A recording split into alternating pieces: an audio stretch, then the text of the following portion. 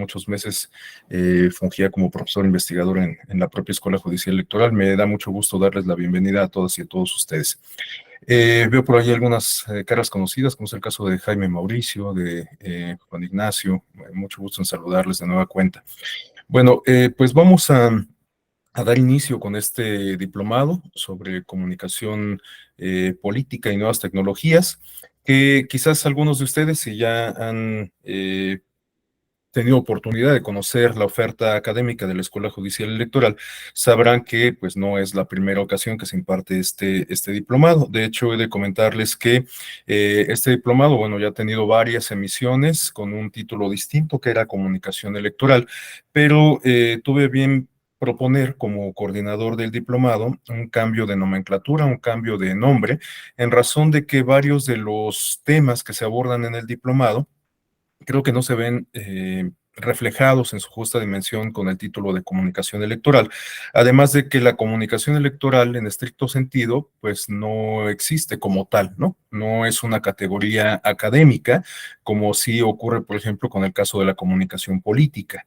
Entonces, en el origen, este diplomado tenía esta nomenclatura de comunicación electoral, pues quizás con el propósito de tener, digamos, una vinculación mucho más clara entre el área de la comunicación y justamente el ambiente o el ámbito comicial. Pero reitero que después de varias emisiones de estos ejercicios de retroalimentación y de revisión permanente de la estructura curricular, me permití proponer este cambio de nomenclatura que, reitero, considero que refleja de mejor forma el contenido del diplomado. Digo esto porque, pues, para quienes ya hayan cursado alguna emisión del diplomado en comunicación, pues seguramente encontrarán muchas coincidencias, como es el caso quizás de Jaime, seguramente de Juan Ignacio. A lo mejor ya cursaron este diplomado en alguna de sus anteriores emisiones y reitero que encontrarán muchas coincidencias en cuanto al contenido y la estructura curricular. Para quienes sea la primera ocasión que se acercan a este programa, les doy la más cordial bienvenida. Espero que les resulte muy provechoso. Por supuesto, quienes ya lo cursaron, también espero que, pues, desde una nueva perspectiva, este programa también les aporte pues sobre todo puntos para la reflexión, ¿no? Considero que estamos viviendo una época de comunicación sumamente interesante a la luz justo de las nuevas tecnologías, los retos que nos imponen sobre todo el Internet y las redes sociales y los derivados que ahora podamos encontrar a partir del desarrollo de la cuarta generación de Internet o la versión 4.0, que incluye, entre otras cuestiones, el Machine Learning y la inteligencia artificial, pues creo que son muchos, me refiero a los retos, ¿no? No solamente en términos estrictamente electorales, sino también en términos de comunicación humana, porque hay muchos fenómenos que están cada vez encontrando mayor arraigo en amplios sectores de la sociedad, no solo la mexicana, sino alrededor del mundo, algunos de los cuales vamos a discutir justamente a lo largo de este diplomado, como las noticias falsas, la desinformación o infodemia, entre algunas otras cuestiones. Y por supuesto que hay algunos fenómenos o experiencias que resultan pues casi inherentes al tema de la comunicación política y que se refieren, por ejemplo, a la aplicación de la neurociencia en las campañas electorales y, por supuesto, a este tránsito de los medios tradicionales como radio y televisión a el ámbito digital, hablando justamente de campañas y de propaganda político-electoral. En fin, estos son algunos de los contenidos que se abordarán con mayor detalle a lo largo de los próximos módulos que ustedes tendrán oportunidad de desarrollar con mis compañeros y compañeras que integran el claustro académico de esta Escuela Judicial Electoral. Bueno, después de esta breve introducción, quisiera pasar propiamente al tema que nos ocupará en las sesiones del día de hoy y del día de mañana, que es un tema que también de alguna forma tiene un carácter introductorio, porque busca, digamos, que identificar algunas aristas que sirven como puntos de conexión entre la comunicación y la política, ¿no? Les decía yo que el propio título nos da cuenta de que a lo largo del diplomado vamos a desarrollar varias vertientes justamente de este binomio entre comunicación y política. Por eso me parece importante que en esta primera sesión tengamos pues un acercamiento, digamos, a esta dicotomía, ¿no? Ahorita aprovechando que supongo que de manera involuntaria alguien levantó la manita, aprovecho para comentarles que a lo largo de la exposición, por favor, si alguien desea hacer alguna intervención, ya sea para plantear alguna inquietud, alguna duda, o bien para incluso refutar o debatir algo de lo que su servidor está comentando, siéntase por favor con la absoluta libertad de hacerlo. Siempre yo comento que un proceso de aprendizaje deriva de la interacción de quienes integran el propio proceso, no solamente de quien funge como facilitador. En muchas ocasiones estamos muy acostumbrados a estos esquemas tradicionales en donde pues hay un facilitador, un docente, un profesor, un instructor, y la audiencia se dedica pues, simplemente a escuchar lo que él está comentando, ¿no? Pero yo suelo ser más afín a la teoría pedagógica de la liberación de Paulo Freire, que se contrapone justamente a estos esquemas de pedagogía tradicional que él denomina como educación bancaria, ¿no? Porque usa la metáfora de que respecto a que los asistentes son simplemente como vasijas, como depositarios, en donde quien se asume como el poseedor del conocimiento, pues hace justamente algunas aportaciones a estos asistentes, ¿no? Y el esquema que él plantea es justamente lo contrario, de que absolutamente todas las personas que integran un grupo, que forma parte de un proceso educativo, pueden aportar justamente a tal proceso, ¿no? Esto lo hizo en buena medida a partir de sus experiencias con campesinos del Brasil. Bueno, dicho esto, les reitero esta invitación a que en cualquier momento, si alguien desea hacer alguna acotación, alguna aportación, algún apunte, algún comentario, lo haga con absoluta libertad. Bueno, para la exposición de los 2 días vamos a utilizar una presentación de PowerPoint que pues simplemente nos va a servir como una suerte de guión para pues detonar la exposición y pues de alguna manera conducirla. Pero bueno, antes de empezar, por último, quisiera muy rápidamente hacer un sondeo respecto al perfil profesional de quienes integran este grupo, justamente, ¿no? Les decía que, bueno, ya tengo la fortuna de conocer, por ejemplo, a Juan Ignacio, he coincidido incluso con él físicamente en distintos espacios, a Jaime también ya lo ubico perfectamente, pero veo también algunas caras nuevas o que por lo menos no reconozco, como es el caso de Cintia González, de Miriam Gutiérrez, de Alan Hernández. Entonces, rápidamente quisiera consultarle su perfil. Sé que, pues, por el público objetivo de la Escuela Judicial Electoral, la mayoría son abogados, abogadas, pero este diplomado, entre algunos otros, nos ha permitido acercarnos también con otros campos del conocimiento y con profesionistas formados en distintas disciplinas. Entonces, bueno, pues quisiera rápidamente pues saber si alguien tiene alguna formación distinta a la del derecho, si alguien pertenece al ámbito de la comunicación, por ejemplo. En mi caso, bueno, para quienes no me conozcan, de comentarles que yo no soy abogado, soy sociólogo, tengo una maestría en Derechos Humanos, aunque actualmente estoy haciendo el doctorado en Derecho Electoral. Entonces, bueno, pues no sé si alguien más tenga una formación distinta a la abogacía. Cintia. Hola, ¿qué tal? Buenos días. Pues sí, efectivamente, yo soy contador, tengo un posgrado en gestión y control de organizaciones y me dedico al ámbito académico. Entonces, ese es mi interés por el área electoral. Muchas gracias, Cintia. También Lía Nieves nos quiere compartir. Claro que sí, buenos días. Bueno, en lo personal, yo igual no tengo el perfil de abogado. Eh, mi, mi perfil es licenciatura en informática administrativa. Trabajo como docente en un bachillerato y pues estoy involucrada en un poco de las áreas electorales en organismo, en este caso, en el Consejo Local del Estado de Hidalgo, del INE, Instituto Nacional Electoral. Definitivamente no tengo, siempre me ha costado un poco de trabajo estos temas porque no tengo el perfil de derecho. No se preocupe, Lía, no es la única, a mí también me ha costado mucho trabajo. Gracias. Muchas gracias. Bueno, Benito, Neftalín, un gusto también saludarlo de nueva cuenta. Ya sé que está formado en la ciencia política. Alan Hernández también nos quiere compartir su perfil profesional. Adelante, Alan, por favor.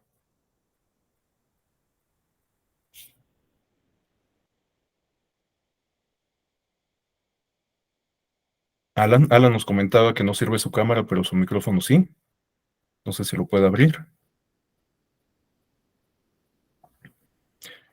Bueno, si no, no importa, Alan, habrá oportunidad más adelante. Esto solamente lo quería yo conocer, pues justo como para saber un poco, pues cuáles son las coincidencias en términos formativos, ¿no? Como bien lo comenta Lía, hay quienes justo no tenemos una formación en el derecho y algunos temas ligados con el derecho electoral, pues nos han costado cierto trabajo, por lo menos al principio, cuando comenzamos a adentrarnos en esta materia de las elecciones, ¿no? Yo en lo particular, siempre he tenido alguna vinculación con lo electoral. De hecho, mi tesis de licenciatura es un estudio de casos sobre la observación electoral en México, que, bueno, pues a principios del siglo XX todavía revestía cierta novedad, ¿no? Ahora ya lo damos como una actividad, pues, muy, no quisiera decir común, pero recurrente, digamos, inherente a cada práctica comicial, ¿no? A cada proceso, a cada elección. Bueno, también aquí en el chat nos comparte Leticia Valera, en efecto, que está formada en Ciencias Políticas y Administración Pública con una maestría en Derecho. Miriam nos confirma que es abogada. En fin, bueno, muchísimas gracias. Bueno, pues espero también que a partir de la multidisciplinariedad, este programa académico resulte todavía más enriquecedor. Bueno, pues ahora sí, sin mayor dilación, vamos a comenzar con la exposición. Para esto me voy a permitir apoyarme en la presentación de PowerPoint que les había comentado, que, bueno, pues simplemente nos va a servir como guión.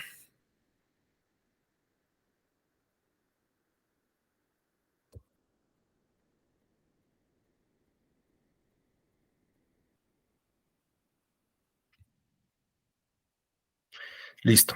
Bueno, en primer lugar, vamos a comenzar planteando algunas premisas que pues parecían obviedades, pero en la academia nada es obviedad, ¿no? Incluso cuando nos planteamos un proyecto de investigación, puede que partamos de alguna premisa justamente que pareciera algo como muy natural, como muy evidente, pero en realidad nada es evidente sino hasta que se comprueba, ¿no? Esto es justamente el valor que nos aporta la cientificidad.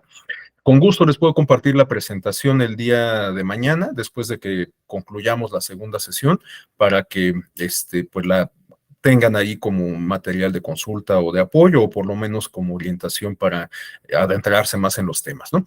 Bueno, entonces les decía que no podemos dar nada por dado, y en ese sentido, algo que resulta o que pareciera que es obvio, pues tiene un antecedente, evidentemente. Esta obviedad se refiere a la dicotomía que yo ya había comentado, al vínculo entre la comunicación y la política.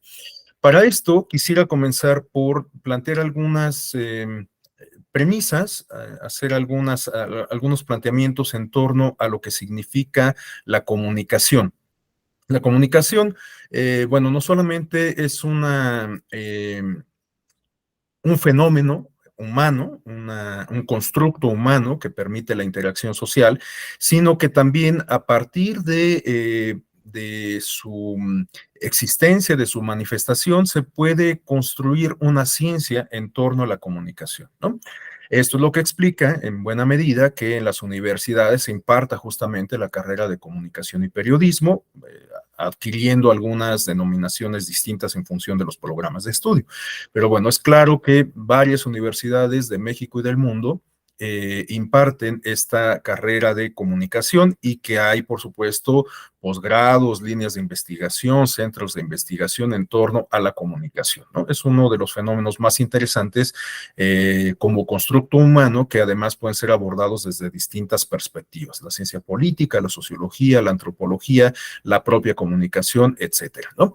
Bueno, en ese sentido, y continuando con estas premisas que parecieran obviedades, me parece importante reconocer que las ciencias de la comunicación se dedican justamente al estudio de la comunicación humana, es decir, al intercambio de información y en algunos casos sobre qué hacen las personas con ella, ¿no? Es decir, que la ciencia o las ciencias que se dedican al estudio de la comunicación no solamente se enfocan justo en esto como objeto de estudio, en la comunicación en sí, sino también en sus derivados. Por ello es que en este diplomado vamos a estudiar en distintos módulos, por ejemplo, el comportamiento electoral a partir de la información que reciben los y las electoras, ¿no? Para no ir lejos, bueno, partimos de la premisa, que igual pudiésemos considerarlo como una obviedad, pero que requiere, por supuesto, de comprobación en distintos contextos y en distintos momentos, de que la información que se vierte en el contexto de una elección, en específico durante las campañas electorales, puede tener una repercusión al momento de definir los resultados electorales. Me refiero a que justamente ese intercambio de comunicación que se da durante las campañas entre los actores políticos y el electorado puede eventualmente definir el resultado de la elección, ¿no? Por supuesto, no es la única variable, no es la única razón a partir de la cual podemos explicar un resultado electoral. Hay muchas otras, por ejemplo, el desempeño de un funcionario público, su experiencia, su formación académica, su carisma, el partido político que lo postula, el desempeño de ese partido como gobierno, la representación política de ese partido político, es decir, el comportamiento parlamentario en los órganos legislativos, en fin, o sea, hay una infinidad de variables que pueden influir en el resultado de una elección, pero una sin duda justamente tiene que ver con esta información que se genera y que circula en el contexto de las campañas electorales. Y es una de las aristas que creo que hoy por hoy amerita mucho, o que reviste particular interés, porque como lo vamos a ver a lo largo del diplomado, en la actualidad se ha afianzado esta tendencia de adoptar esquemas de la comunicación publicitaria al ámbito político. Es decir, que hemos visto cómo alrededor de un partido o de un candidato se construye toda una estrategia que retoma muchos de los principios, técnicas, experiencias que son propias de la publicidad comercial. Esto es lo que explica que en la actualidad en los equipos de campaña de muchos candidatos, candidatas, partidos políticos y demás, no solamente se incorporen estrategas o estadistas tradicionales, sino que también se incorporen mercadólogos, ¿no? Hoy es muy común que estos mercadólogos asesoren en términos de imagen a las y los candidatos, ¿no? Esto también explica otros fenómenos que también vamos a ver a lo largo del diplomado y que de manera introductoria vamos a mencionar en estas dos sesiones que vamos a desarrollar entre hoy y mañana, como es el caso del storytelling o como es el caso de bueno, en particular el storytelling, ¿no? Que se refiere a, pues digamos, construir una imagen de un candidato y encontrar cierta afinidad con el electorado para transmitir justamente o para robustecer la transmisión de un mensaje, ¿no? Bueno, entonces, la comunicación, reitero, es un intercambio de información, algo que pudiésemos considerar, reitero, como evidente, que además se da pues, en distintos espacios, en distintas esferas de la sociedad, ¿no? Este ejercicio que estamos teniendo, pues es justamente una muestra de una manifestación de la comunicación, ¿no? Las pláticas que tenemos de sobremesa, con amigos, con familiares, pues igualmente se inscriben en esta lógica. Actualmente, pues toda la información que circula a través de las redes sociales, pues da cuenta de también un ejercicio de comunicación que pues ahora ha transitado al mundo de lo digital y que pues reitero, discurre a través de redes sociales como Facebook, Twitter e Instagram, entre algunas muchas otras, ¿no? Bueno, la siguiente premisa se refiere a reconocer que la comunicación y las dinámicas que genera pueden ser objeto de estudio no solo de las ciencias de la comunicación, sino de la ciencia política, la sociología, el derecho, la historia, la antropología, la psicología, entre muchas otras. Bueno, ya les comentaba yo que espero que la multidisciplinariedad de este grupo contribuya a un mejor aprendizaje, a un aprendizaje mucho más robusto, a que esta experiencia sea mucho más enriquecedora. Y para apuntalar esta idea, solamente yo señalaría que considero que en la actualidad es sumamente difícil que una sola disciplina pueda explicar los distintos fenómenos de las sociedades tan heterogéneas y difíciles o complejas que tenemos en la actualidad, ¿no? Creo que en la actualidad los dogmas, incluso los dogmas científicos, pues tendrían que quedar de lado, ¿no? No se pueden explicar los fenómenos sociales desde una sola perspectiva y cada vez es más común que justamente los distintos fenómenos que se nos presentan en la realidad sean abordados desde distintas perspectivas. Y es el caso justo de la comunicación política. El tema en específico o una arista en específico de la comunicación política que se refiere a las campañas, pues igualmente puede ser estudiada desde muy distintas perspectivas, ¿no? El derecho, por lo que se refiere a la regulación, por lo que se refiere a la imposición de sanciones a los actores que violan las normas. En el caso de la sociología, pues también tiene que ver con el comportamiento de los actores, ¿no? A partir de la sociología se pueden abordar cuestiones ligadas con la cultura política, con la cultura de la legalidad. A partir de la antropología, pues también se pueden explicar algunas, o se pueden plantear algunas teorías o hipótesis respecto al comportamiento del electorado a partir de la comunicación que circula en un determinado contexto, en un determinado momento, etcétera, ¿no? Entonces, todas estas disciplinas, reitero, puede que nos ayuden a explicar un mismo fenómeno y a encontrar diversas causas, ¿no? Reitero que en la actualidad los dogmas debieran quedar ya prácticamente dejados de lado en cualquier campo del conocimiento humano. Bueno, a continuación quisiera plantear algunas premisas sobre la comunicación política. Bueno, evidentemente, la comunicación política de suyo nos sugiere un vínculo entre estos dos ámbitos, ¿no? Entre estas dos esferas, el ámbito comunicacional y el ámbito de la política. Me parece que estos vínculos, pues, son casi inherentes. Yo me atrevería a decir que no puede existir una esfera sin la otra, me refiero a lo político y a lo comunicacional, porque evidentemente el ser humano es un ser social, es un ser político, que en tal medida pues requiere establecer un vínculo, requiere establecer una interacción con sus pares, con otras personas, ¿no? Todas estas novelas de ficción que nos pintan a un hombre o a una persona, por utilizar lenguaje incluyente, que puede sobrevivir de manera aislada, sin tener contacto con otros pares, pues justamente se quedan en ese plano de la ficción, de la novela, ¿no? El Robinson Crusoe, el Tarzán, pues en la práctica, me parece que no podrían existir o no podrían dar cuenta de una persona dentro de sus cabales, ¿no? Me refiero a que, bueno, eventualmente puede haber casos en donde una persona se aísle, pero ese aislamiento creo que puede tener consecuencias de índole mental que difícilmente podrían permitir que esa persona vuelva a tener interacción con los humanos. Y para ilustrar esto, estaba pensando, creo que es un ejemplo que ya había señalado en alguna otra ocasión, en esta película del Náufrago, protagonizada por Tom Cruise. No sé si ustedes la hayan visto. Ustedes recordarán que él, justamente en su estancia en la isla, humaniza un balón de voleibol de la marca Wilson, y justamente le pone este nombre, ¿no? Wilson. Y esto, pues de lo que nos habla es justamente de esta necesidad de tener contacto con otra persona, y ante la ausencia de otros pares, pues bueno, buscamos la forma de, de tener, por lo menos en términos ficticios, esta interacción.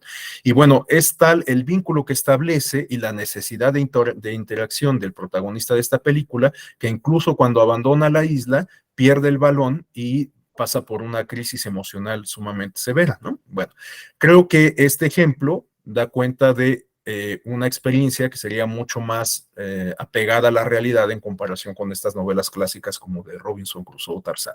En fin, todo esto solo para ilustrar este punto sobre la necesidad de tener una interacción con las demás personas. Y esto pues no solamente se explica desde el plano trivial que he planteado, sino incluso desde la teoría.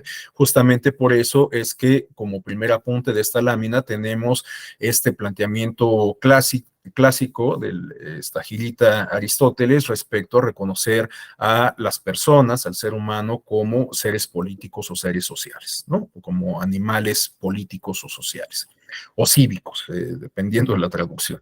En fin, ahora, para ir, digamos, afinando un poco más estas nociones, quisiera a continuación compartir algunas aproximaciones conceptuales en torno a la comunicación política ya pues en estos términos de concepción, ¿no? De concepto académico. En ese sentido, recojo la propuesta que nos hace Yolanda Meyenberg del Instituto de Investigaciones Sociales de la UNAM, quien define la comunicación política como la actividad de determinadas personas e instituciones en donde podemos incorporar tanto a los actores políticos, a las personas que se dedican a la política como profesión. También podemos incorporar ahí a los comunicadores, a los periodistas y evidentemente a quienes integramos la ciudadanía. Bueno, estos actores dan cuenta de una actividad o permiten desarrollar una actividad en la que se produce un intercambio de información e interpretaciones en torno a los asuntos públicos. A continuación tenemos otra propuesta que nos hace ahora la académica española experta en comunicación política, María José Canel, quien define justamente este concepto como la actividad de determinadas personas e instituciones en donde podemos incorporar igualmente los políticos, comunicadores y ciudadanos, en la que, como resultado de la interacción, se produce un intercambio de mensajes en los que se articula la toma de decisiones políticas, así como la aplicación de estas en la comunidad. Bueno, yo destacaría de ambas aproximaciones conceptuales, en primer lugar, los actores que intervienen en el proceso que ambas autoras definen, ¿no? Ya lo había yo mencionado, podemos identificar a los actores políticos propiamente, en donde no solamente podemos reconocer a los candidatos, por ejemplo, que pues son, digamos, como algunos actores políticos que siempre de manera casi automática podemos asociar con la comunicación política, sobre todo porque los candidatos pues se dan a la tarea de desarrollar actividades de campaña, sino que también en esta parte de los actores políticos podemos incorporar a los parlamentarios, a los funcionarios públicos, a los representantes populares, ¿no? Me refiero a todas las personas que desempeñan un cargo obtenido por voto popular, etcétera. O sea, a la clase política en general. Ahora, es importante también aquí reconocer, evidentemente, a los ciudadanos. Los ciudadanos, sobre todo en un contexto democrático, pues jugamos, las y los ciudadanos jugamos un papel determinante, un papel fundamental. Somos los protagonistas justamente de la democracia, ¿no? Bueno, entonces, en términos de comunicación política, evidentemente la ciudadanía también juega un papel fundamental. Pero aquí quisiera centrar la atención en el tercer actor integrado por los periodistas, o esta tercera categoría integrada por los periodistas y los comunicadores, porque estos sin duda también juegan un papel fundamental en términos de comunicación política. Y este papel fundamental puede ir por lo menos en dos vertientes. Una que se refiere simplemente a servir como transmisores o como intermediarios en este circuito de comunicación, ¿no? Por ejemplo, los periodistas son quienes, o los medios de comunicación, los periodistas y comunicadores, son quienes, por ejemplo, nos dan cuenta del acontecer cotidiano y también de las decisiones políticas, de las declaraciones políticas y demás, ¿no? Todos los días, muchos medios de comunicación dan cuenta, por ejemplo, de lo dicho por el titular del Ejecutivo en este ejercicio de las mañaneras, a pesar de que las mañaneras pues se transmiten en vivo, como todos lo conocemos, ¿no? Pero muchos medios de comunicación recogen elementos que día a día se generan en este ejercicio de las mañaneras, ¿no? Entonces, bueno, los medios de comunicación sirven como transmisores o como reproductores de contenidos que se generan en otros espacios, por ejemplo, en el espacio político. Esta es una de las vertientes, pero otra de las vertientes, que de hecho es uno de los tópicos que ustedes van a discutir con mayor detenimiento en uno de los módulos del diplomado, se refiere a reconocer a los medios de comunicación como actores del circuito de comunicación política, ¿no? Es decir, esta vertiente se refiere a reconocer que los medios de comunicación no necesariamente son imparciales y de hecho difícilmente los medios de comunicación suelen ser imparciales, ¿no? Los medios de comunicación, en efecto, transmiten un mensaje, dan a conocer un evento, sirven como esta correa de transmisión para que la información circule en toda la ciudadanía, pero con cierto sesgo. Claro, los medios de comunicación profesionales buscan combatir este sesgo, ¿no? Pero este sesgo siempre existe. Es evidente que este sesgo siempre existe, ¿no? Y en muchas ocasiones está definido por la propia línea editorial. Y de hecho, un poco más adelante vamos a volver sobre este tema, ¿no? Porque un mismo fenómeno se puede abordar por distintos medios de comunicación desde una perspectiva un tanto distinta en atención a la línea editorial que define al medio de comunicación en cuestión, ¿no? Entonces, los medios de comunicación invariablemente siempre tienen un sesgo, aun cuando, reitero, los profesionales, los medios de comunicación, periodistas y comunicadores profesionales buscan combatir este sesgo, ¿no? Y este sesgo no necesariamente es malo, incluso yo me atrevería a decir que pues prácticamente los seres humanos estamos revestidos de infinidad de sesgos, ¿no? Incluso en el ámbito estrictamente científico académico. Por ejemplo, cuando uno busca hacer una investigación, bueno, pues la propia definición del objeto de estudio, el propio tema al cual vamos a dedicar nuestros esfuerzos de investigación, pues por supuesto que ya implica un sesgo, ¿no? Una preferencia a cargo del investigador. Entonces, no necesariamente los sesgos son malos, por utilizar una expresión un tanto maniquea, pero en términos de comunicación me parece que es importante que tengamos presente esta premisa y por ello resulta muy conveniente que no nos casemos solamente con un medio de comunicación o con una perspectiva, sino que nos demos a la tarea de contrastar distintos medios de comunicación, distintas perspectivas, distintas opiniones, ¿no? Todo ello pues en aras de generar una opinión propia. Bueno, una segunda cuestión que yo destacaría de estas aproximaciones conceptuales se refiere a este agregado que hace María José Canel respecto a la primera propuesta que nos hace Meyerbeer y que se refiere a la toma de decisiones públicas, ¿no? Este aspecto es fundamental porque en términos de comunicación política, bueno, pues como en cualquier otro ejercicio de comunicación, pues tenemos una circulación de información, un intercambio de ideas, un diálogo, o sea, esa parte está muy bien, pero cuando hablamos de comunicación política, todo esto se supone que debería de tener una consecuencia, ¿no? ¿Cuál es esa consecuencia? Pues justamente la definición de ciertas decisiones políticas, ¿no?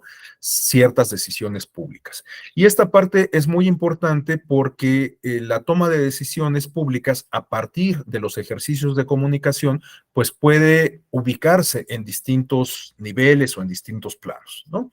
Por ejemplo, uno de ellos, ya lo referí, el caso de los resultados electorales, a partir de la información que recibimos las y los ciudadanos que integramos el electorado en el contexto de una campaña electoral, puede ser que definamos el sentido de nuestro voto. En este sentido, estamos contribuyendo a una toma de decisión pública que se refiere a asignar una responsabilidad a un representante popular a partir, reitero, en muchas ocasiones de esa información que nosotros obtuvimos en el contexto de las campañas. No es la única variable, como ya lo comenté, pero puede ser decisoria en algunos casos.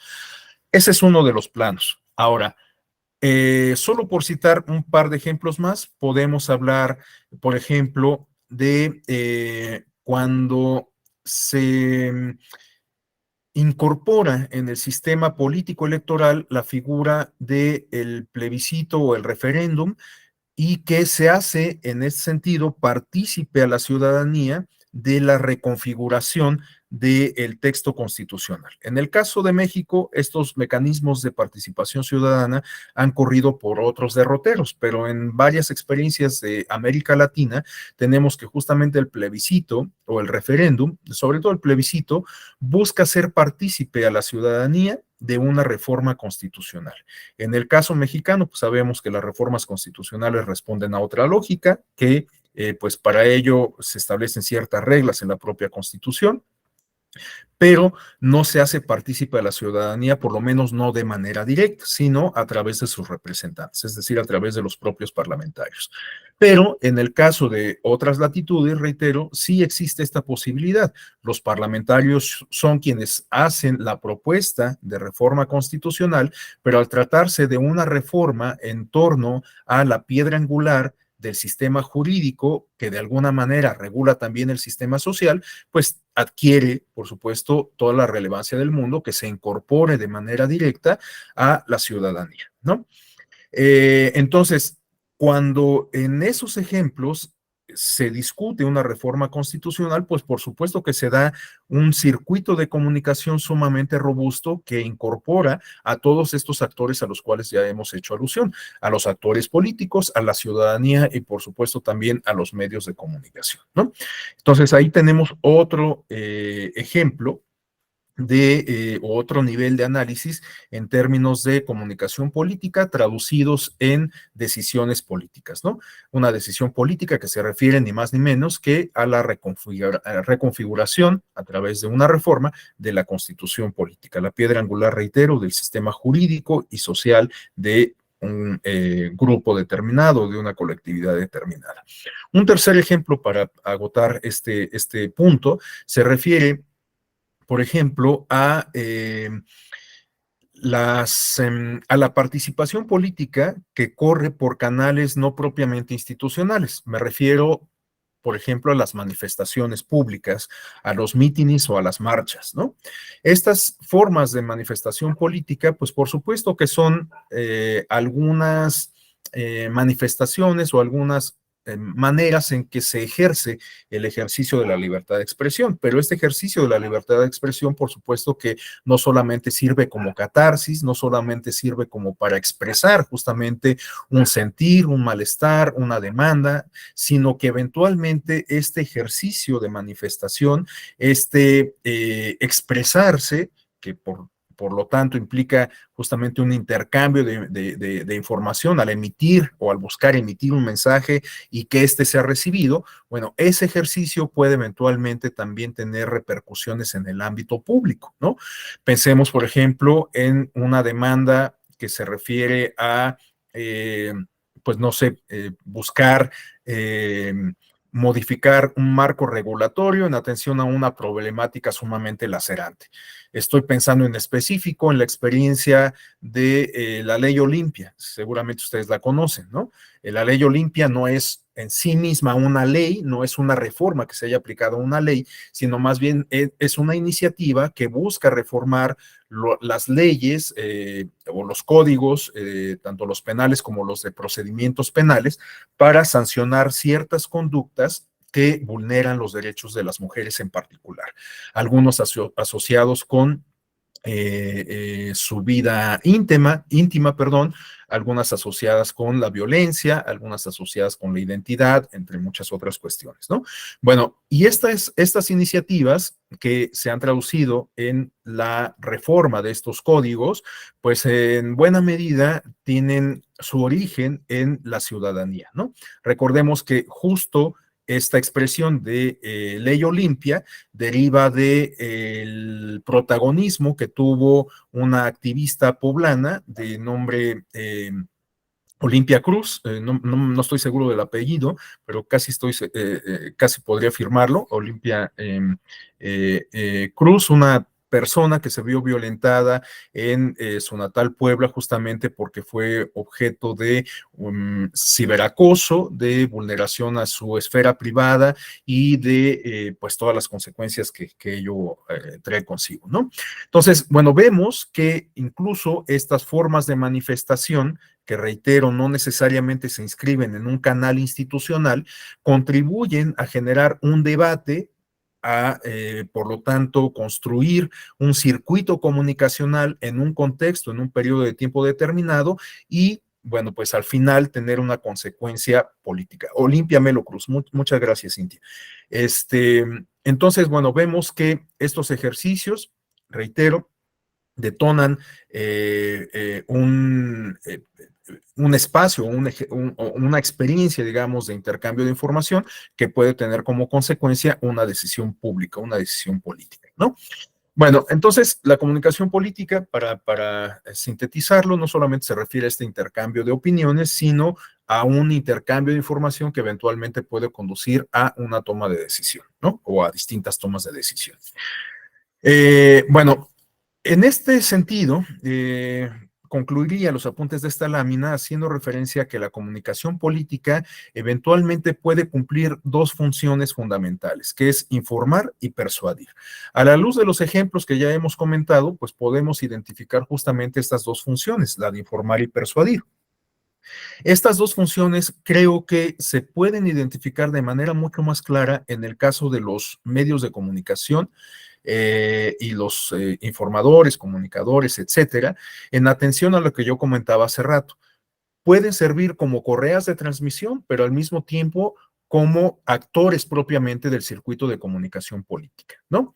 Entonces, los medios de comunicación pueden informar, pero a través de la información que generan o que transmiten, pueden también persuadir a los otros actores. Esos otros actores pueden ser los ciudadanos, las y los ciudadanos, y también los propios actores políticos. Ustedes seguramente han escuchado esta expresión de el cuarto poder, ¿no? Es una expresión que se le atribuye a Edmund Burke en la época victoriana de la Inglaterra del siglo XVIII, justamente cuando la prensa comenzó a adquirir un poder importante como como un mecanismo crítico al ejercicio del poder, ¿no? Bueno, esta expresión sigue teniendo plena vigencia. En la actualidad, los medios de comunicación pueden ser el fiel de la balanza para las decisiones políticas, incluidos los resultados electorales. Y para ilustrar esto, tenemos la experiencia concreta de los Estados Unidos. Ustedes seguramente conocen las características generales del modelo de comunicación política estadounidense, que es muy diferente al caso mexicano. En el caso mexicano, sabemos que hay muchas reglas muy rigurosas en la mayoría de los casos que aplican tanto para concesionarios de radio y televisión como para los particulares, las y los ciudadanos, entre muchas otras, evidentemente los actores políticos incluidos, ¿no? En el caso de los Estados Unidos, como allá tienen un principio distinto que rige la lógica comicial que se refiere al derecho a la libertad de expresión, bueno, pues evidentemente el circuito comunicacional y el esquema de comunicación política es muy diferente al caso mexicano, ¿no? Allá, por ejemplo, las cadenas televisoras pueden tomar partido por un candidato, esto sobre todo se advierte en el contexto de las campañas presidenciales y esto no causa ninguna escozor a nadie, ¿no? Suele ser muy común. En el caso mexicano, bueno, pues sabemos que como lo que rige no es el derecho a la libertad de expresión, sino el principio de la equidad de la contienda, ¿no? Me refiero a lo que rige, digamos, como piedra angular de nuestro sistema electoral. No digo que la libertad de expresión no tenga importancia de ninguna forma, por supuesto, ¿no? Pero salvo la mejor opinión de ustedes, yo siempre he pensado que la piedra angular de nuestro sistema electoral es el principio de equidad en la contienda. Y si lo pensamos, muchas de las normativas, de los criterios normativos, del entramado, del marco jurídico, pues, que regula nuestro sistema electoral, pues busca hacer prevalecer justamente el principio de equidad en la contienda. Bueno, en el caso de Estados Unidos esto no es así. ¿Por qué comento esto? Bueno, pues porque, reitero, en el caso estadounidense, las grandes empresas televisoras suelen tomar partido y esto no genera ningún escozor. ¿Por qué estoy haciendo referencia a esta experiencia? Bueno, pues porque en el caso de los Estados Unidos es donde quizás podamos ver de manera más clara cómo los medios de comunicación no solamente cumplen con esta función de informar, sino también de persuadir, ¿no? O sea, los medios de comunicación pueden, por eso decía yo, que pueden ser el medio, el fiel de la balanza, porque eventualmente pueden tener una influencia determinante entre sus audiencias, ¿no? Y bueno, por supuesto no tenemos muchos elementos como para afirmarlo categóricamente, pero los invitaría a echar un vistazo a algunos artículos que justamente analizan el modelo de comunicación política en Estados Unidos y el comportamiento del electorado, como para advertir cómo muchos de los consumidores de contenido de determinadas cadenas de televisión son o tienen un perfil electoral claramente definido, ¿no? Como es el caso de los televidentes de la cadena Fox, ¿no? Que tienen una clara preferencia en su mayoría por los candidatos del Partido Republicano. En fin, entonces los medios de comunicación, por supuesto que también pueden jugar un papel importante y persuadir o influir en el comportamiento del electorado. Pero retomo lo que yo les decía hace rato sobre el cuarto poder. Esta influencia, esta persuasión no solamente se puede ejercer respecto a la ciudadanía, sino también sobre la clase política, ¿no? La opinión pública puede tener un poder de persuasión importante, significativo en la clase política, ¿no? Y si no, veamos o pensemos en muchas experiencias en donde hay iniciativas ciudadanas, pero que no, al no tener la cobertura mediática, pues se quedan en una anécdota meramente. Pero veamos estas otras iniciativas ciudadanas que encuentran eco en los medios de comunicación. Y entonces pueden generar alguna repercusión o alguna respuesta en cierto sentido por parte de la clase política. Para ilustrar esto, me voy a referir a una experiencia muy concreta que además guarda relación con los temas que vamos a discutir a lo largo del diplomado y que se refiere a las iniciativas que provienen de la clase política, en específico de los órganos legislativos, y que se refieren a regular las redes sociales e Internet, ¿no? Bueno, en México hemos tenido por lo menos 3 intentos serios con iniciativas legislativas para regular estos medios digitales, las redes sociales e Internet, ¿no? Estos 3 esfuerzos se han echado para atrás en las 3 ocasiones. No me atrevería a decir que por una sola causa, pero sí podría yo afirmar que una de esas causas se refieren justamente a la resistencia que han encontrado por parte de activistas, de ciberactivistas, pero también por parte de medios de comunicación. Y cuando utilizo esta expresión de medios de comunicación, no solamente me refiero a la radio y la televisión, sino también a los medios digitales. Es decir, que han encontrado cierta resistencia estas iniciativas por parte de los propios desarrolladores de las plataformas digitales, de las propias empresas que se dedican a esto, entre algunos otros actores, ¿no? Entonces, vemos cómo los medios de comunicación pueden, en efecto, persuadir tanto a la clase política como a las personas, a quienes integramos a la ciudadanía, ¿no? Claro, también la ciudadanía puede de alguna manera influir en los medios de comunicación y en la clase política, ¿no? Este circuito, pues de alguna manera tiene esta tensión o esta reciprocidad permanente siempre, ¿no? De hecho, este esquema ha sido planteado por muchos teóricos, pero ahorita estaba pensando en específico en Gian Pietro Masoleni, quien, igual que José María Canelli, identifica estos 3 actores y reconoce que uno puede influir a los otros 2 de manera permanente. Bueno, a continuación, quisiera compartir estos apuntes que se refieren a ciertas áreas, ciertas arenas, ciertos espacios en donde podemos identificar manifestaciones de la comunicación política. Claro, la comunicación política, pues en realidad la podemos identificar en cualquier espacio de la sociedad. Yo lo comentaba hace rato, en una plática de sobremesa, bueno, pues tenemos un ejercicio de comunicación política. En una conversación con nuestros familiares, pues también podemos tener un ejercicio de comunicación política. Pero considerando sobre todo lo que dice José María Canel respecto a que este intercambio de información tendría que conducir a la toma de decisiones, creo que hay algunas arenas en específico en donde podemos advertir con mayor claridad esta ecuación del intercambio de información que nos conduce a la toma de decisiones. Bueno, en primer lugar, en ese sentido, tenemos que estas arenas de la comunicación se refieren a las formas específicas que adoptan los mensajes de la comunicación política. En segundo lugar, tenemos que estas arenas están constituidas por el conjunto de acciones, de normas y de producciones en las que se pueden enfrentar, evaluar y difundir públicamente los mensajes de los actores políticos.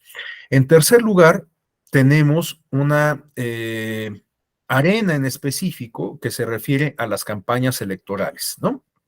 O mejor dicho, las campañas en términos genéricos. Estas campañas pueden ser justamente de índole electoral, pueden ser también campañas políticas, pueden ser campañas institucionales o campañas gubernamentales, ¿no? A lo largo del diplomado también ustedes tendrán la oportunidad de delimitar los contornos de este concepto de las campañas, ¿no? Sabemos que en el caso mexicano es muy importante tener justamente muy claros estos límites conceptuales de las campañas electorales y las campañas políticas, porque cuando se traspasan esos límites, pues esto puede significar una vulneración al marco normativo, ¿no? Para citar un ejemplo, bueno, en muchas ocasiones se nos ha presentado un spot en radio, en televisión, que busca ser vendido como un contenido que se inscribe en una campaña política, cuando en realidad estamos hablando de una campaña electoral. Es decir, una campaña política busca, reitero, esto ustedes lo van a discutir con mayor detenimiento más adelante, una campaña política busca, pues más bien, difundir algún contenido en estricto sentido político, asociado, por ejemplo, con la ideología de un partido, asociado con algún ejercicio de socialización política, como que se refiere a invitar a la ciudadanía a formar parte de un partido, a ser militante.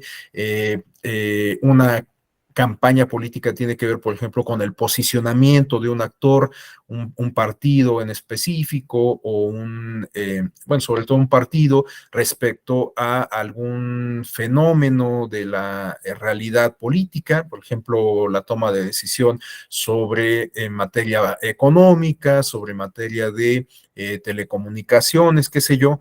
Bueno, todo eso se puede inscribir en esta categoría de las campañas políticas, pero a veces esas campañas que deberían ser políticas, pues tienen más bien tintes electorales. Entonces vemos que el protagonista de esa campaña, pues es una persona en específico que además ya ha dado muestras claras de tener aspiraciones a un cargo en un segundo momento, ¿no? Entonces, vemos que cuando se rompen justamente estos límites de las campañas electorales y las campañas políticas, pues evidentemente se trastoca el orden constitucional y legal y eso eventualmente puede conducir a una sanción. Bueno, tenemos dos intervenciones que, pues, por supuesto, celebro muy encarecidamente a cargo de Alan y de Cintia. Entonces, le cedo en primer lugar el uso de la voz a Alan. A ver si ya sirve su micrófono.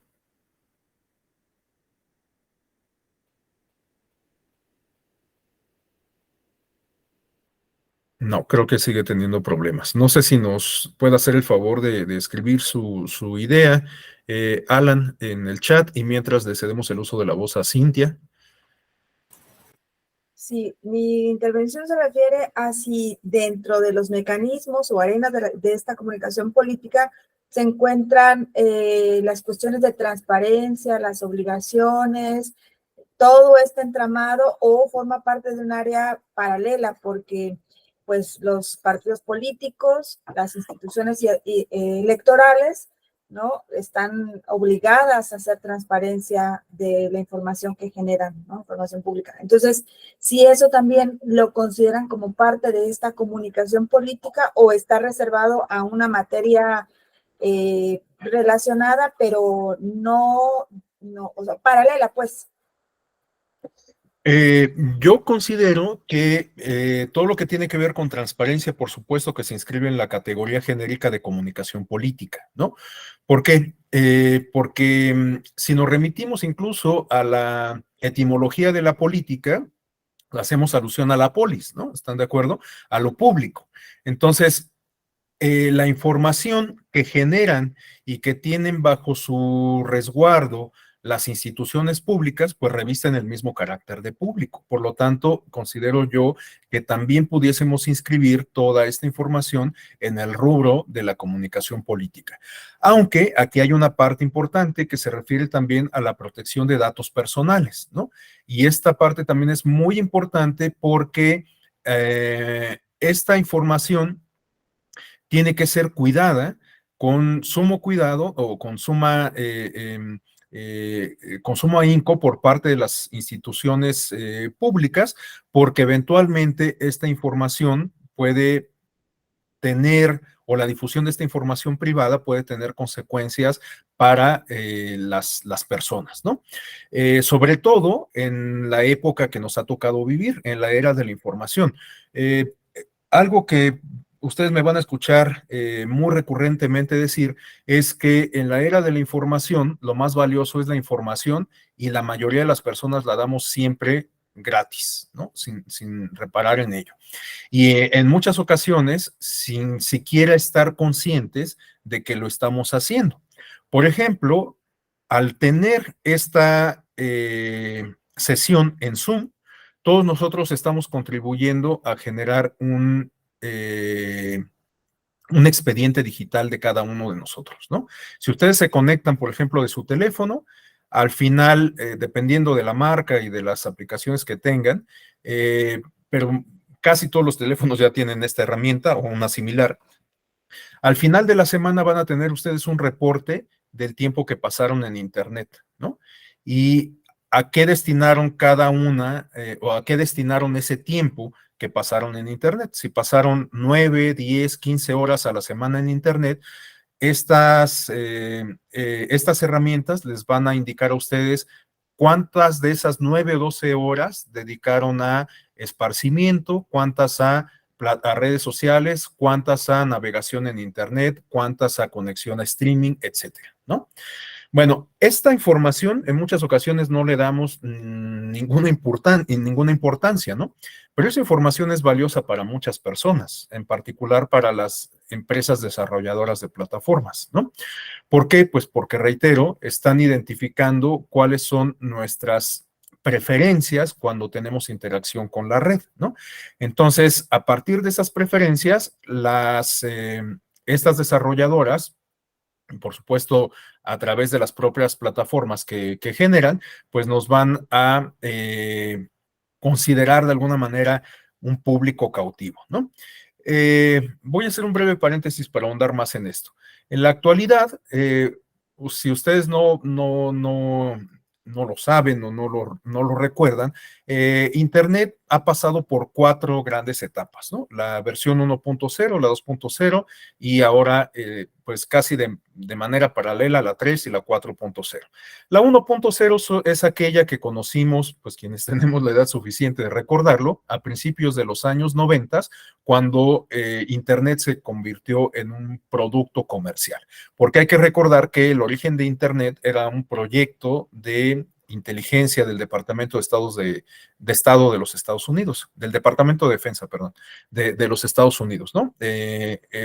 En 1957, si no me equivoco, fue cuando surgió el proyecto ARPA, que se refiere por sus siglas en inglés a la Agencia de Investigación Ay, no me acuerdo, pero mañana les comparto la nomenclatura correcta de esta agencia ARPA, ¿no? Que es el origen de Internet. Y bueno, a lo largo de las siguientes décadas, tanto el Departamento de Defensa de los Estados Unidos como algunos institutos de investigación como el de Massachusetts y algunos europeos, que también ahorita no recuerdo bien, pues fueron desarrollando esta tecnología hasta llegar a la época de los años 90, cuando este producto se convirtió en algo, propiamente en eso, en algo comercial, ¿no? Y a partir de entonces, pues tuvo un crecimiento exponencial y se creó toda una industria alrededor de ello. Pero bueno, les decía, la versión 1.0 de Internet que conocimos en aquellos años, muchas gracias María Fernanda, Advanced Research Projects Agency, exactamente. Bueno, esta versión 1.0 era más bien como más parecida a los esquemas de comunicación que distinguen a los medios tradicionales, es decir, a la radio y la televisión. En estos esquemas tradicionales, pues tenemos un emisor y miles de receptores. Este esquema de alguna manera se tradujo o se adoptó en esa versión 1.0 de Internet porque estas grandes empresas desarrolladoras, pues generaron las plataformas, pero estas plataformas servían más bien como repositorios. Y nosotros, como usuarios de Internet, pues más bien acudíamos a estas páginas a consultar la información que ahí estaba disponible. Bueno, después vino la versión 2.0 Internet que se distingue sobre todo por su horizontalidad. Aquí es donde se dio el crecimiento, bueno, la aparición y el crecimiento de las redes sociales. ¿A qué se refiere esta versión 2.0? Bueno, pues a que ya no solamente acudíamos a la red para consumir información, sino que los usuarios también contribuíamos a generar esa información. Este es un esquema que sigue estando muy vigente, reitero, sobre todo en redes sociales, ¿no? En redes sociales, pues no solamente seguimos a estas personas que ahora son conocidas como influencers, sino que nosotros mismos podemos generar contenido, ¿no? Nosotros contribuimos a la generación de información.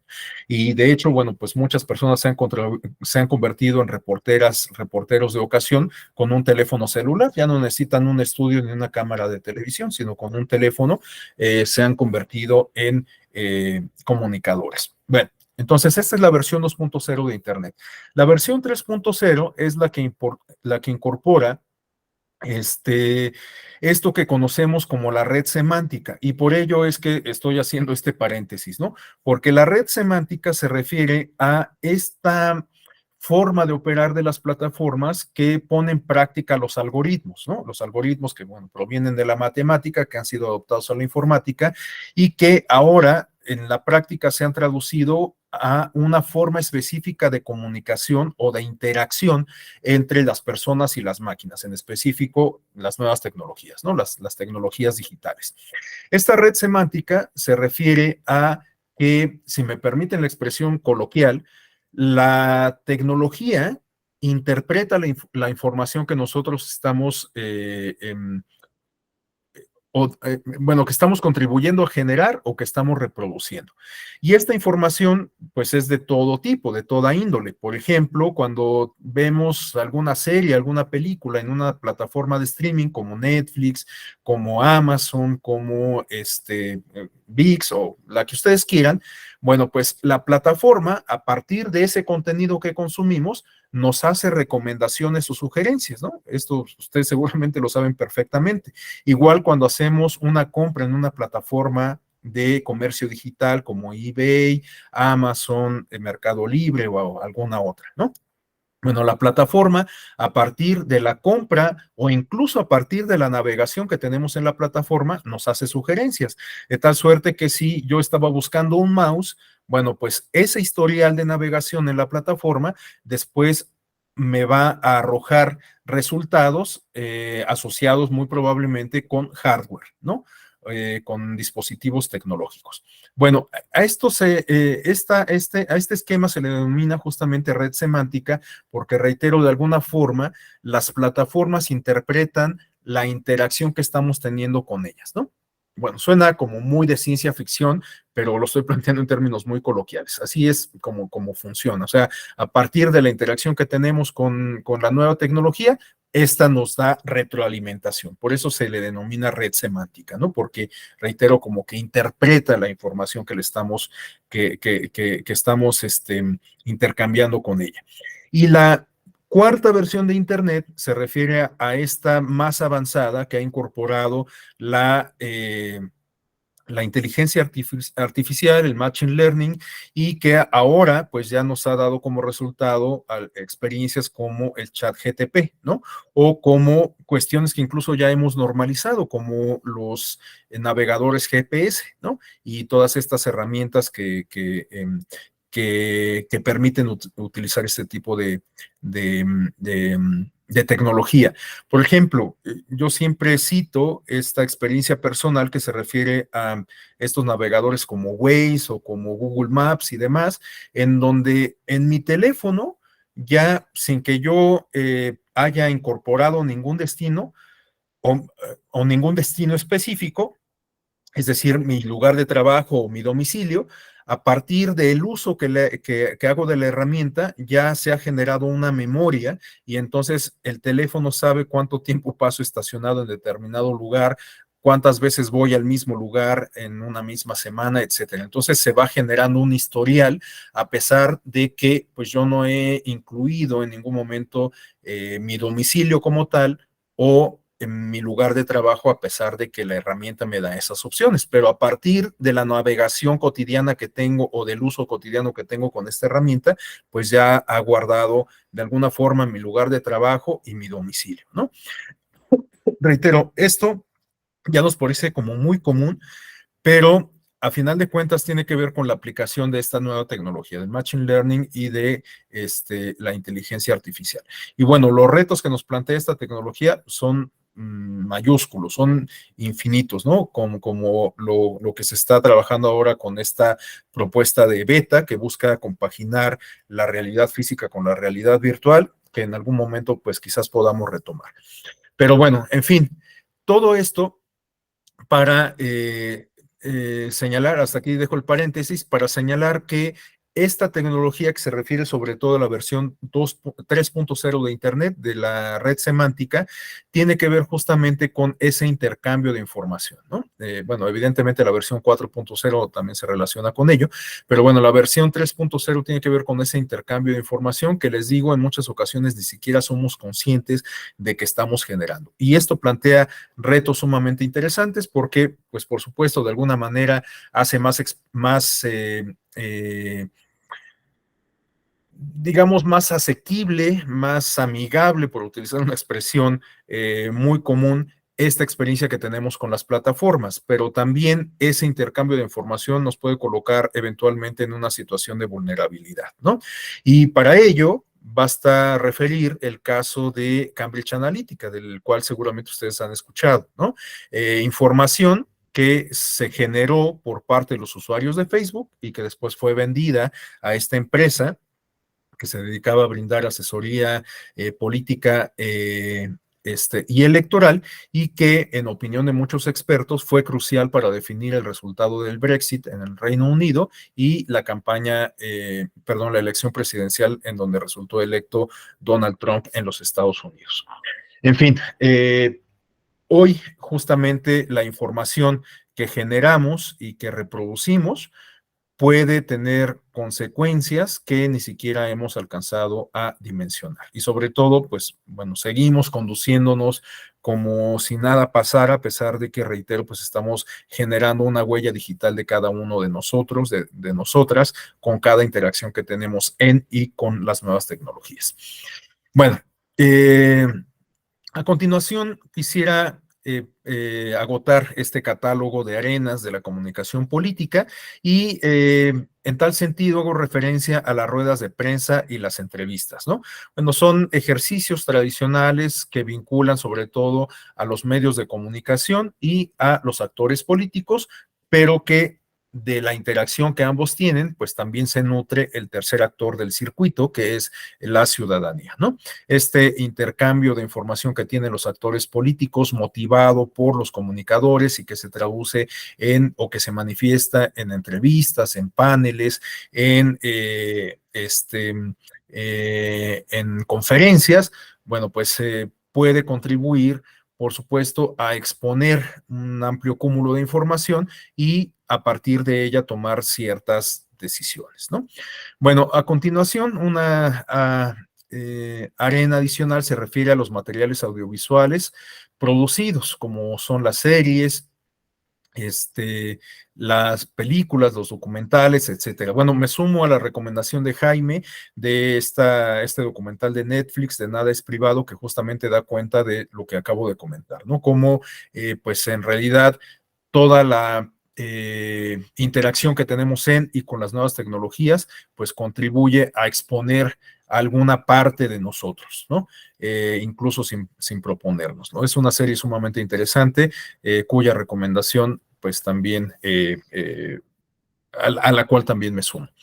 Bueno, estos materiales audiovisuales producidos, pues de hecho, tienen relación con esto que comenta Jaime, ¿no? Estos documentales, o este documental de Netflix, pues por supuesto que también contribuye a la comunicación. Es una manifestación de la comunicación humana que además amplía las dimensiones de la propia comunicación. A partir de esa producción, pues podemos detonar toda una discusión en torno al uso de las nuevas tecnologías y por lo tanto estamos ampliando las dimensiones de nuestro circuito comunicacional. Bueno, a continuación tenemos también los discursos, tanto los discursos en vivo como los televisados.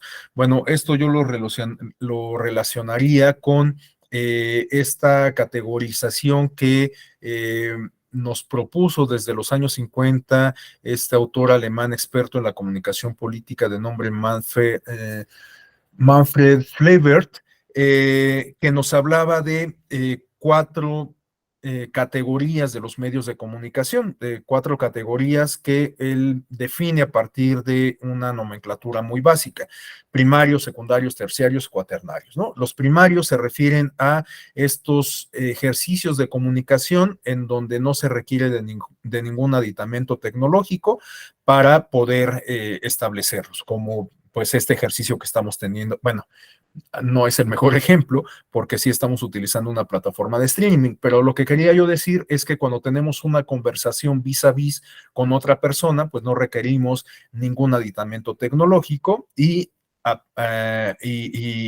esto pues evidentemente no es óbice como para que tengamos tal intercambio de información, ¿no? Entonces, las conversaciones, los discursos, los eh, bueno, en específico estaba pensando justo en los discursos políticos que dan los candidatos, las figuras públicas ante las grandes audiencias, pues dan cuenta justo de este modelo primario que nos habla de este esquema de organización de los circuitos comunicacionales. Los medios secundarios se refieren a aquellos medios que incorporan o aquellos esquemas que incorporan algún elemento que permite magnificar los canales de comunicación. En específico, Manfred Flebert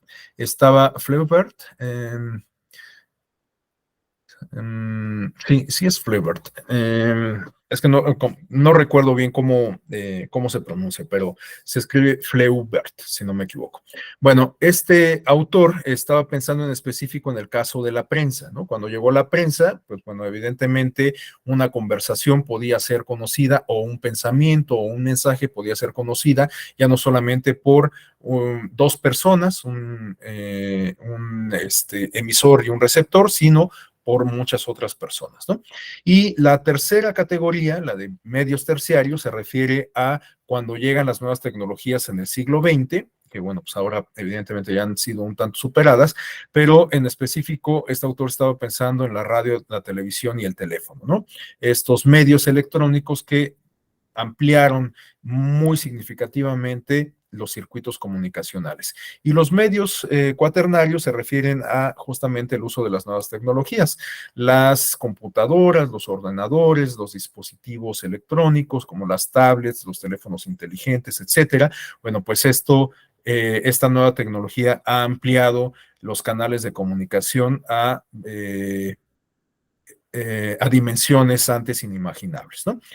En fin, en ese sentido, les decía que, bueno, pues los discursos los pudiésemos identificar en la primera categoría, la de medios terciarios, primarios, perdón, aunque evidentemente los discursos también han sabido adaptarse a los otros esquemas. En la actualidad, bueno, pues los medios de comunicación, incluso los digitales, han potenciado los discursos políticos y, bueno, pues han en tal sentido llegado a audiencias mucho más grandes. Bueno, y por último, algo que me parece importante destacar se refiere a que como parte de la comunicación política, también los actores jurisdiccionales, los organismos jurisdiccionales, pueden tener algún tipo de participación. Sobre todo estoy pensando en el caso de los órganos constitucionales, como para no ir lejos, en México, la Corte o el Tribunal Electoral, ¿no? Estos órganos, si bien pertenecen al ámbito político, eventualmente, y además a pesar de pertenecer al ámbito político, históricamente han sido relacionados con, o se les ha atribuido un principio de imparcialidad. Me parece que este principio de imparcialidad eventualmente en la práctica ha contribuido a generar ciertos fenómenos sociales que resultan sumamente interesantes en términos de comunicación política. Me refiero en específico a estos ejemplos de la Corte y del Tribunal Electoral por lo que hace a los fallos en términos de acciones de inconstitucionalidad y de sentencias emitidas por el Tribunal Electoral que han contribuido a no solamente delimitar los contornos del marco normativo, sino también a generar ciertas discusiones, ciertos debates que por supuesto pues dan cuenta de comunicación política. Para no ir lejos, en la actualidad, ustedes seguramente están al tanto de una iniciativa que ha generado mucha polémica, una iniciativa que se ha generado al interior de los órganos legislativos federales de México, que busca imponer ciertos límites al Tribunal Electoral en términos de justicia intrapartidista, y esto derivado de varios fallos que el Tribunal Electoral ha emitido y que se inscriben en esta tónica de justicia inclusiva. Me refiero a fallos que han potenciado o han puesto en práctica justamente las acciones afirmativas que refiere Jaime, en beneficio, en buena medida, de colectivos sociales históricamente discriminados, excluidos, pero también en beneficio de la propia militancia partidista, ¿no? En ese sentido, estas sentencias han generado todo un debate público que en la actualidad ha abonado, digamos, a que el órgano parlamentario busque imponer ciertos límites, y este actuar del órgano parlamentario también ha contribuido a generar un nuevo debate público, ¿no? Porque ustedes no me dejarán mentir, esta iniciativa gestada en el órgano parlamentario, pues ha tenido mucha resonancia en los medios de comunicación y también en amplios sectores de la ciudadanía, ¿no? Entonces, por supuesto que también los fallos judiciales pueden contribuir a detonar estos o a alimentar estos circuitos comunicacionales en donde participan los actores políticos, los medios y la ciudadanía, ¿no? Las sentencias que emiten los tribunales electorales pueden ser incluso puntas del compás en torno a los cuales pues se genera justo todo un circuito comunicacional, ¿no? Por ejemplo, los fallos que ha emitido el Tribunal Electoral en materia justo de acciones afirmativas relacionadas con paridad de género, con inclusión indígena, o incluso aquellos fallos que se relacionan con la protección y tutela de niñas, niños y adolescentes cuando se les hace partícipes en actividades de índole proselitista, ¿no?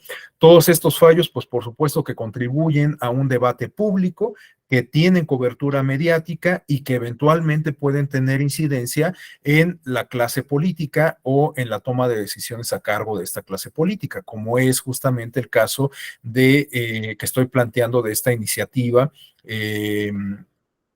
surgida al interior de los órganos parlamentarios, ¿no? Entonces, bueno, vemos que justo también los tribunales electorales pueden contribuir al debate público y, por lo tanto, participar en estos circuitos comunicacionales.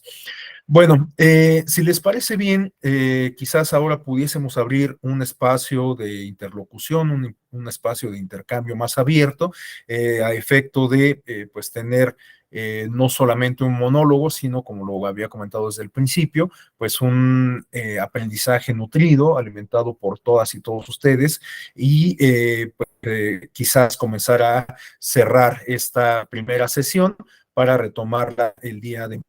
Entonces, bueno, pues no sé si alguien desea hacer algún comentario, alguna intervención, algún aporte, plantear alguna inquietud.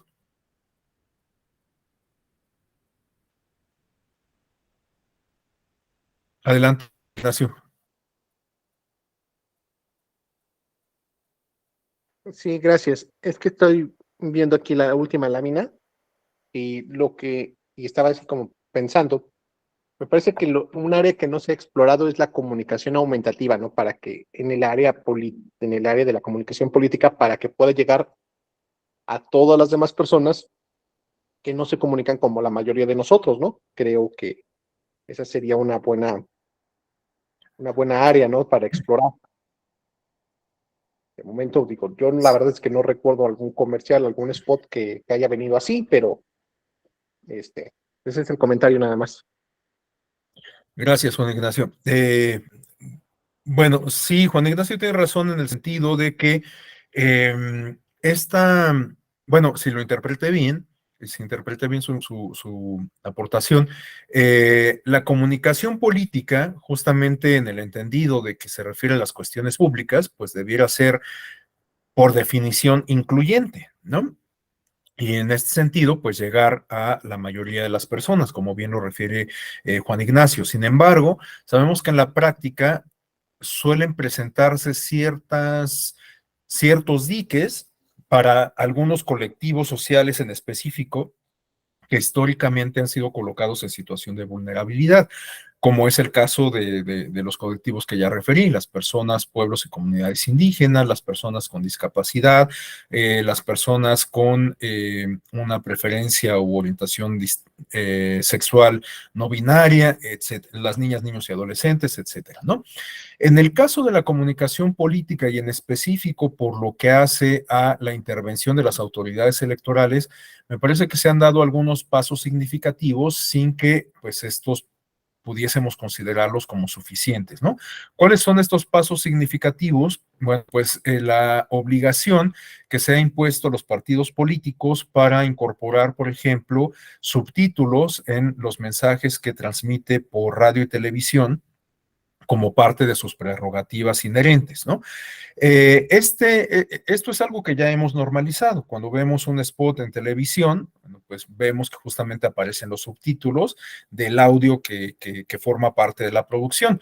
Es algo que ya damos por sentado, ¿no? Pero es algo que encuentra su origen justamente en un fallo judicial, en una sentencia emitida por la Sala Regional Especializada. Porque fíjense ustedes, les voy a platicar rápidamente el caso. En la elección de la gubernatura de Quintana Roo en el año 2016, no me equivoco, el Partido Acción Nacional y el Partido Acción Nacional y el de la Revolución Democrática, que postuló evidentemente un candidato que a la sazón resultó ganador de la elección, que era Carlos Joaquín, en contra del Partido Revolucionario Institucional. Bueno, la impugnación que presentó en su momento el Revolucionario Institucional por un spot pautado por esta coalición consistía en que la coalición no incorporaba el logo de la coalición ni señalaba que Carlos Joaquín era un candidato postulado por la misma. Bueno, la sala regional especializada resolvió esta cuestión en ese momento a partir de un criterio que se refería a que los partidos, aun cuando vayan en coalición, tienen acceso a sus prerrogativas de manera diferenciada y por lo tanto no era obligatorio que señalaran el logo de la coalición, un criterio que después cambió, ¿no? Pero en ese momento fue el que se adoptó. Bueno, se resolvió eso, que era la litis del asunto, pero además la sala especializada ordenó a los partidos políticos que incorporaran subtítulos a sus spots en beneficio de las personas con discapacidad auditiva, personas sordas, ¿no? Y los partidos políticos impugnaron esta resolución ante la Sala Superior y la Sala Superior confirmó la decisión adoptada por la especializada, ¿no?